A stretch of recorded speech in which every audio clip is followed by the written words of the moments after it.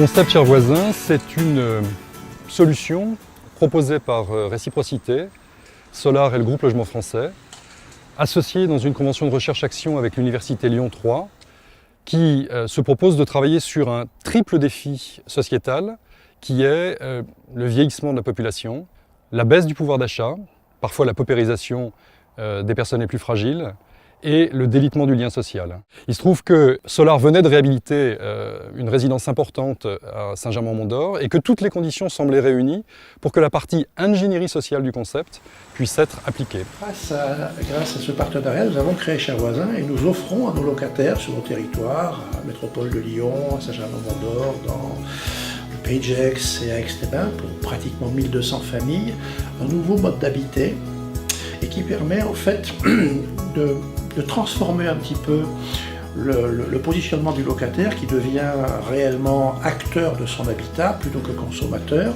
et qui refonde aussi la relation entre le bailleur social et ses locataires. Réciprocité s'est installée, ou plutôt a mené son expérimentation il y a quelques années chez nous. Et petit à petit, ce qu'on a vu, c'est qu'au sein de la résidence, de nouvelles pratiques ont eu lieu, une nouvelle solidarité entre les différentes personnes qui habitent cette résidence s'est créée et que peu à peu des initiatives ont vu le jour, qui ont commencé à irriguer le quartier. Et puis maintenant, moi-même qui suis maire depuis 3 ans, je suis souvent sollicité par des habitants de ce quartier pour faire des expériences à plus grande échelle. Donc le moins qu'on puisse dire, c'est que ça a diffusé très largement au-delà de la seule résidence, puisque aujourd'hui c'est toute la commune qui est concernée par des actions qui sont proposées et des initiatives qui sont lancées par les habitants grâce au dispositif qui a été mis en place par Réciprocité. Les facteurs clés de succès pourraient être en tout premier, la prise en compte des besoins et des usages réels des habitants. Deuxièmement, un nouveau métier, le métier de gestionnaire-animateur, qui est un mix entre une gestion de proximité, une gestion très humaine d'une résidence, et puis l'accompagnement de tous les projets qui vont émerger de la demande des résidents. Ensuite, la maison des projets, c'est-à-dire un espace qui est devenu un véritable lieu de vie, qui accueille l'ensemble des projets, l'ensemble des activités, à la fois de la résidence, mais qui est également ouvert au quartier, ouvert à la commune et qui permet ainsi de désenclaver la résidence de Saint-Germain en faisant participer le plus large public possible aux activités qui sont générées par l'association.